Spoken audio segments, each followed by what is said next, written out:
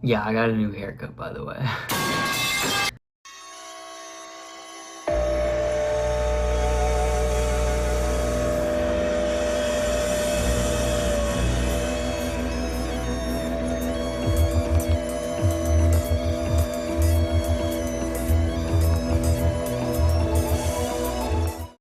Welcome everybody back to a new video. Today I will be talking about the 2014 release by the Voidz, formerly known as Julian Casablancas plus the Voidz. Yeah, we got Julian Casablancas, frontman of the Strokes, and coming from the Strokes, this is a pretty weird left turn. It must have been even weirder at the time, but there are songs that you can hear the beginnings of this sort of sound on. Some of the stuff on First Impressions of Earth, like Eyes of the World. This album is not an easy listen. It's very experimental, but I feel like the songs that are like better to me, I have to sit with them and listen to them multiple times before they really click. I am very glad I listened to this album. It's very interesting and very out there, and I respect it a lot, especially coming from someone like Julian, who came from writing poppy rock songs like Last Night, and then he went and did this, which I think is really great. This album is dark. The best way I can describe the sound of this album is underground dark rock from way into the future, like cyberpunk, and they're playing in dingy clubs with water on the floor and stuff, and it's dripping and it's just nasty and grimy. And I love that about the sound. It's great. And let's move on into the actual album itself. Track 1, Take Me in Your Army.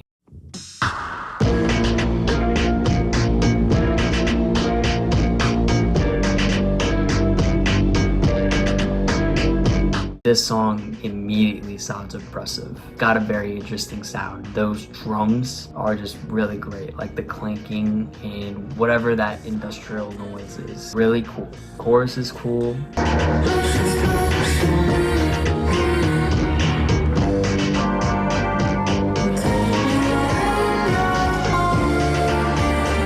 Instrumentation is very futuristically dirty, if that makes any sense. One of the lines here really describe this album.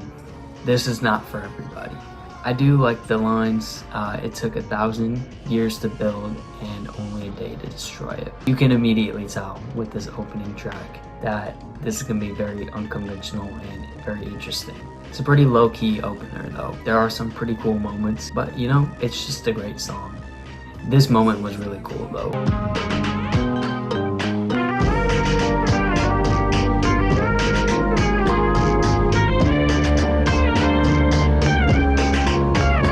And then we move into the second track, Crunch Punch. Collapse survivors that I've interviewed, and also from all of the historical reading, and these are patterns. This happens this has happened many times in history.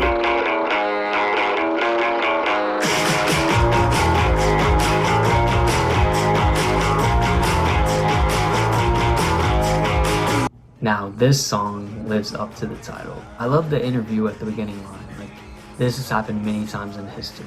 It really emphasizes the underlying tone of the album, which I feel is, the album's title, Tyranny, repressing the people, companies, greed, etc., things like that. So yeah, the interview at the beginning really sets the mood for the entire record. I just love the cut to the song. Something I really like about the song is the little breaks they have.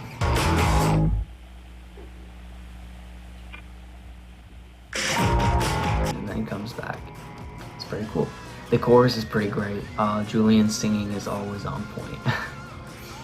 And the part after the first chorus, great guitar solo. It sounds so dingy and so futuristically interesting, and I just really like that.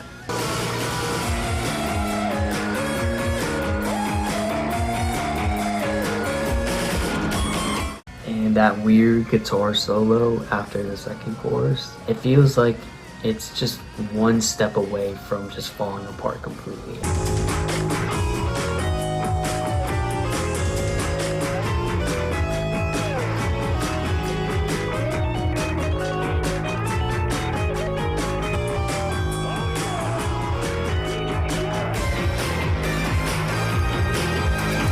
feel like that could be described for like the entire album.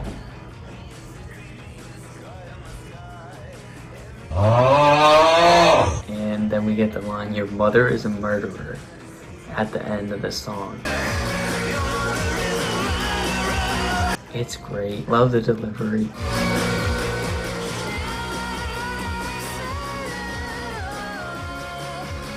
Outro is pretty cool. Weird. More of that radio show style. It's the sound of music. I don't know. And then we move on to track 3, "Mutually Assured Destruction."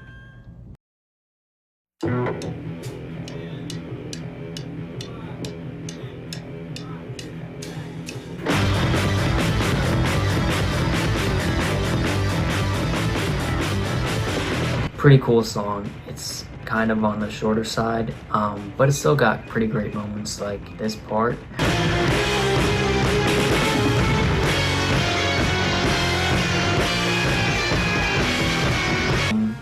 You know, it's a lot heavier, not in the way the last song was heavy. It's just a different kind of heavy. And I really like that drum part at the end.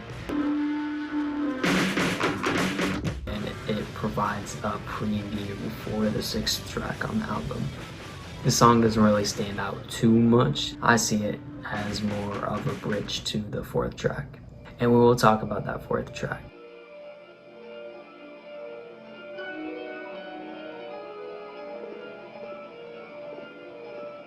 Money in my hand, and I will do the things you want me to.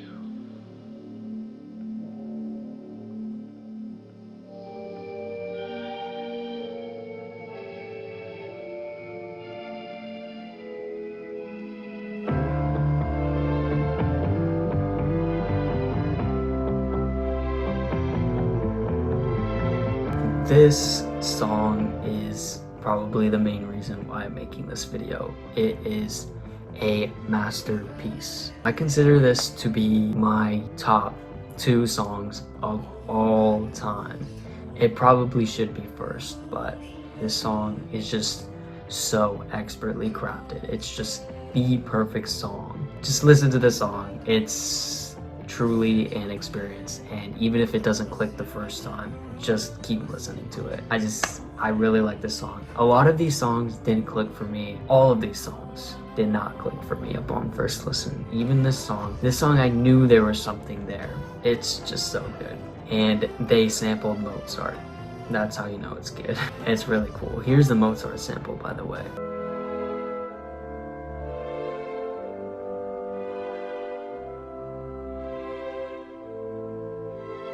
One thing I will say about this album, you can't really understand the lyrics that well without, you know, looking at the lyric sheet. Julian's voice and the way he says the lyrics, like how he holds out notes, how he really just sings it. And he doesn't really need to say anything coherent for it to sound great. So the song starts out a little slower and then it starts ramping up.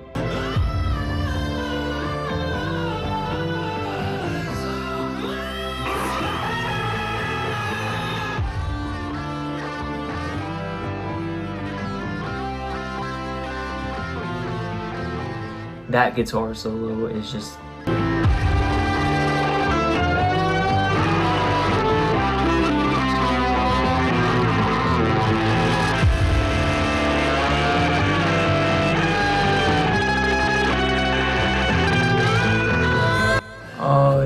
it's really great. Every part in the song is just great. And then the song really gets going around the 5-minute mark. This guitar solo at around 7 minutes in is beautiful, amazing composition. It makes me feel like I'm a bird trying to fly away. It's absolute peak, and it's a minute long. It's so good.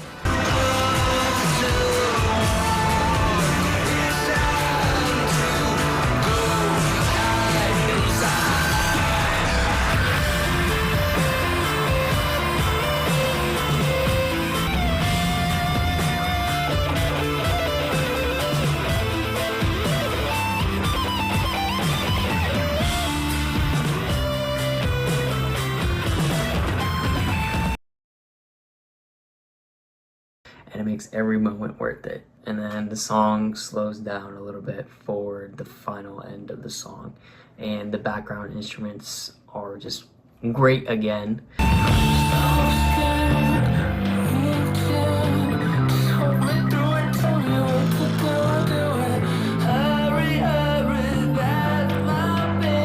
One thing I forgot to mention is that chorus part I was talking about, the line, "Beyond all ideas of right and wrong, there is a field," showing that there's some middle ground in between what is right and what is wrong. And I think that's a pretty cool statement.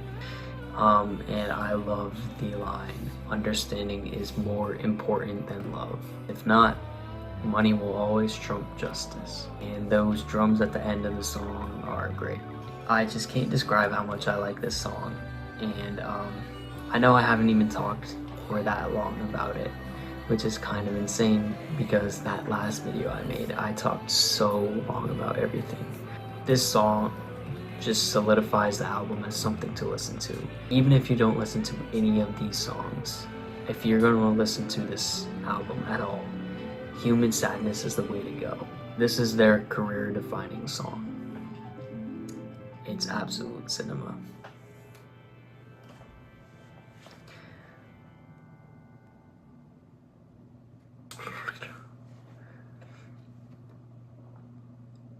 Okay, anyway, I'm just gonna move on.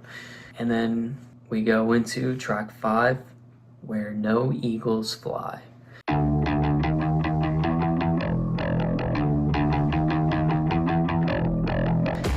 A lot heavier sound, kind of like Mad. And we get more blatant references to the overall theme of tyranny in the song. I like the name. It could maybe be in reference to America. No Eagles Fly. I don't know if I'm just reaching. This is just a good, heavier song that really connects to the theme of the album, tying it together. This was the first song I ever heard of this album. So, yeah, it's pretty cool.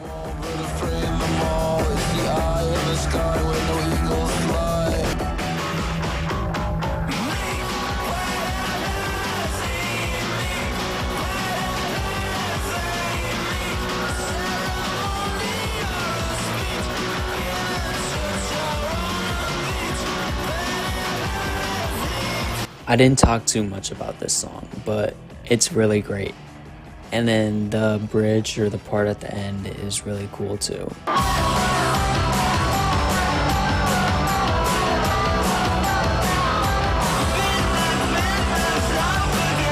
This bridge is really cool, and the background instrumentation, again, is just amazing, and the distortion and everything.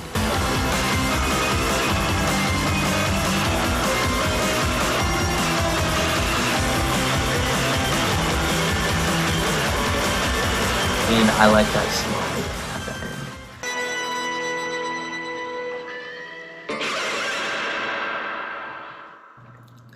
And now we move on to track 6, "Father Electricity."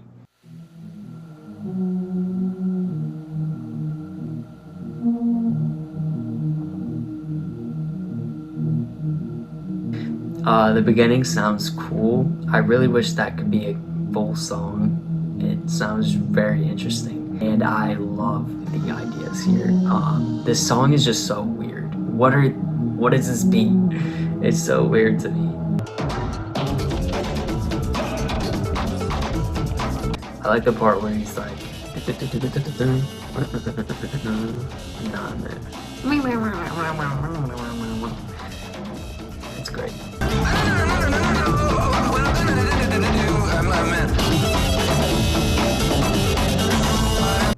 350.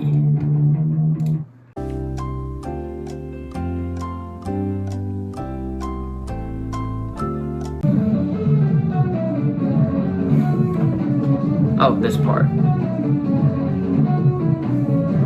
This weird guitar part. This song is just so damn interesting, and I love it for it.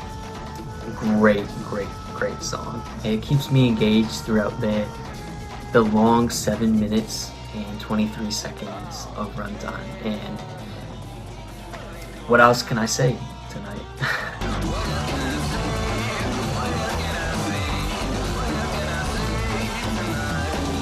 And then we move into track 7, Johan von Bronx.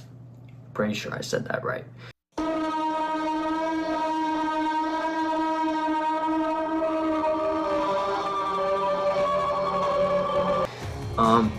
This song, I don't have much to say about it. I just think it's alright. I think it's a pretty cool song. It just doesn't stand out too much from the rest of the album. I feel like the progression isn't as interesting as any of the other songs. I think this song could be better if it was, you know, maybe 5 minutes or 4 minutes and 40 seconds or something. It just doesn't stand out too much to me.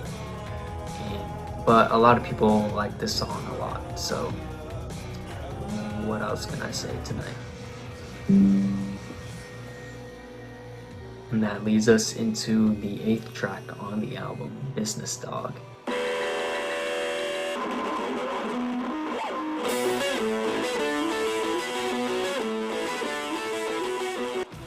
It's again like Mad and Where No Eagles Fly. It's a shorter song and on the heavier sounding tracks. And standout line, I'm good. It's interesting that he repeat in the song. I think that's pretty cool. It's pretty funny. Pretty good song, guys. And I just want to say, good job, Business Dog. Pretty good song. Not as interesting as the others, you know, it's shorter. Anyway, and then we move on to track 9, Xerox.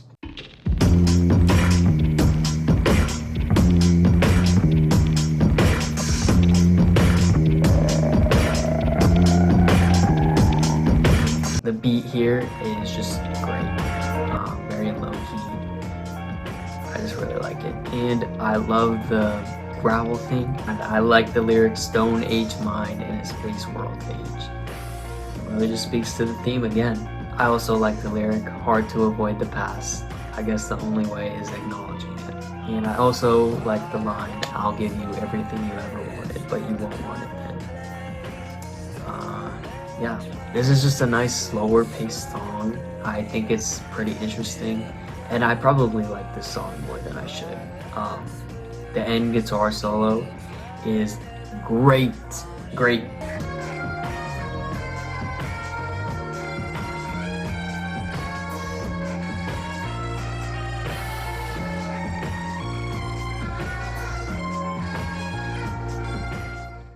And again, it sounds like it's one missed note or beat away from completely falling apart. Like, it's almost unlistenable. It's just one step away, and I love that about it. It's just really pleasing to my ears. I love this experimental tone this album is taking on. It is just great to hear. And then we move on to track 10 of the album, Dare I Care.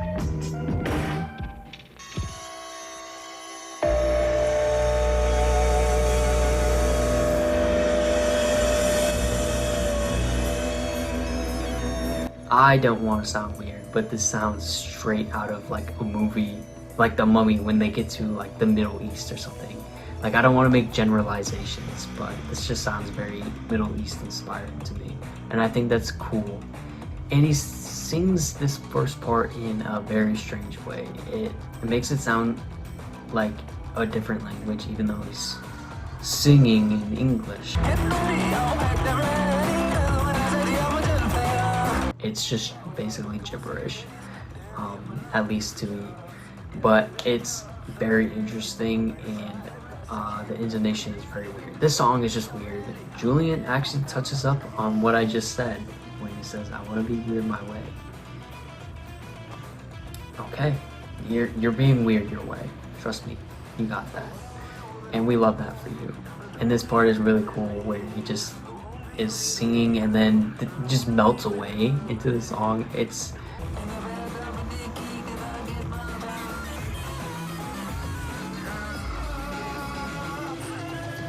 And then we get the first sort of chorus thing. I don't know what to call these parts, but it's just really cool. The beat sounds amazing, the melody is amazing too. It's just great. We go from that harsh beginning part with the very experimental and weird singing style and background instrumentation to a more familiar setting, and I think that's great.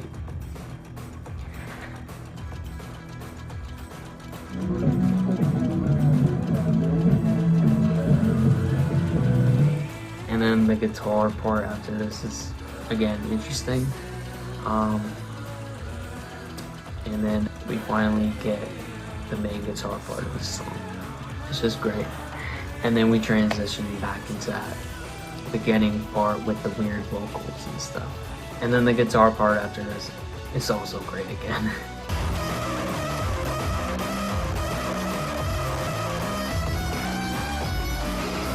And then we get this part.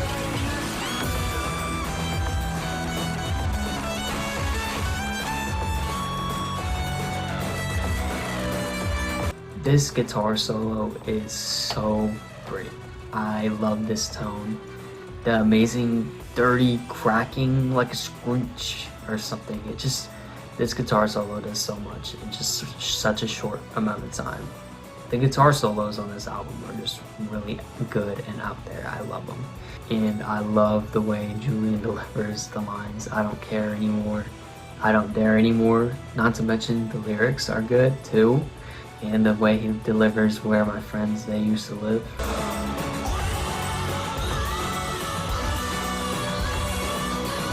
Just the vocal effects and singing here are just really, really great. And that's the song. Definitely one of the standout tracks. Great, great song. And because I forgot to say, then we transitioned into track 11, Nintendo Blood. I have to do it now. And it's been 5 months since I recorded this, so yeah.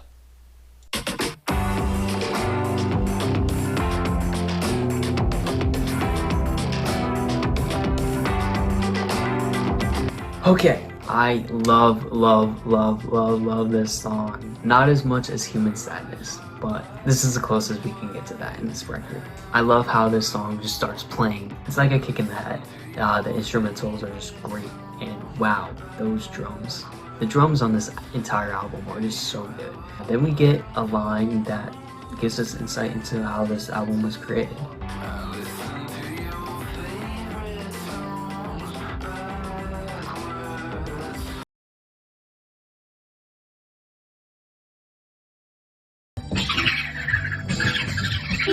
So yeah, that's probably where he got the ideas for most of these songs. And then we get one of these switch ups on the song.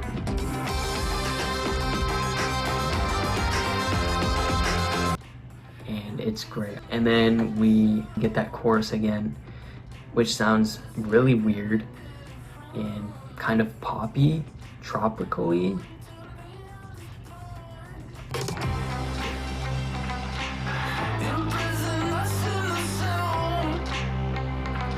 Then we switch back up to that one part of the song.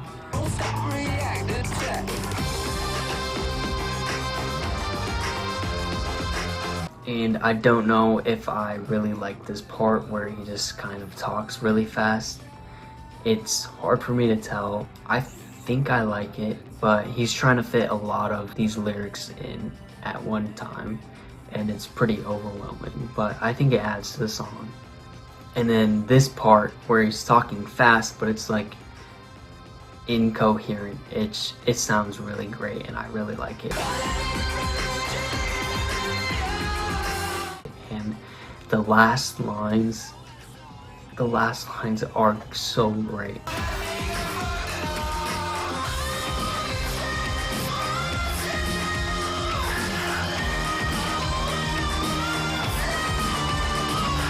This song is so good. And then the song ends. I like the build up to end with this song. I feel like it's a lot more subtle. It's like the song was supposed to be this popular, like how the chorus sounds, and the main tune of the song gets cut to this weird instrumental part with it feels like the true tone of the song, and it's like what was on the surface at the beginning of the song is like a mask. It's being pulled away at certain moments until the end when it finally gets pulled away for real, and the song just breaks loose. It breaks out to its darker tone. How all this corruption and all these bad things are being covered up and made to look poppier and nicer, when deeper on the surface it's actually a lot grimy. I just like the song. I just like how it plays out. And you know, I think this could connect with that conclusion I made about the song earlier. Nintendo is this fun, loving brand, but it's juxtaposed by the word next to it, blood. Maybe Nintendo isn't as good as they are on the surface. Who would have thought? I sure didn't. And then we get to the final track on the album, track 12, Off to War.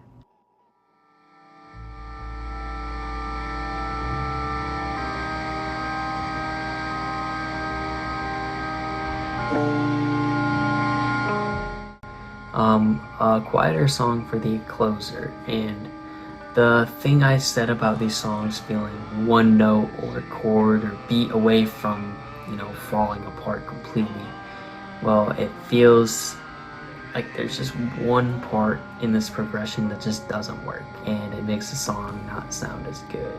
I kind of like it though. I feel like it's grown on me a bit, especially for this video. Like, I don't listen to this song very much, but it's just, if one chord was changed, that one chord just sticks out like a sore thumb, and it kind of ruins it a little bit for me. I still like this outro. You know, we had our big moment with Nintendo Blood's finale. I do like this part though. It's just great. I love Julian's deeper voice moments. They're pretty cool. And re-listening to this track, as I said before, has really improved it in my eyes, but it's still just that one part in the progression just doesn't sound right, and it makes the song a lot less listenable. And I think it could have been a way greater song to close it out if it was just a little less experimental-ish. And that takes us to the end of the album. In conclusion, you know, this album is very out there, experimental, and I respect it for that. I very much respect this album, even if it didn't have the successes it did in my eyes with some of these progressions and instrumentations. It feels a little self-indulgent, like they strayed a little too away, a little too out there at times, making it feel like it lost the plot, especially on track 12, Off to War. But for the majority of these tracks, this can't be said. I would recommend this album. It's not an easy album to recommend, however, and I'm really glad I gave this album a fair chance. And that's the end of the video. Let me know what you thought of this album, if you've listened to it, and if you haven't, what you thought of it in this little preview I've given you. I feel like this album has helped shape my music taste. One thing I didn't mention at the beginning, this sound of the album is probably my favorite sound of any album ever. It's so dark, futuristic, and I just love it. If I could make music like this, I would try. Anyway, I will see you guys in the next video.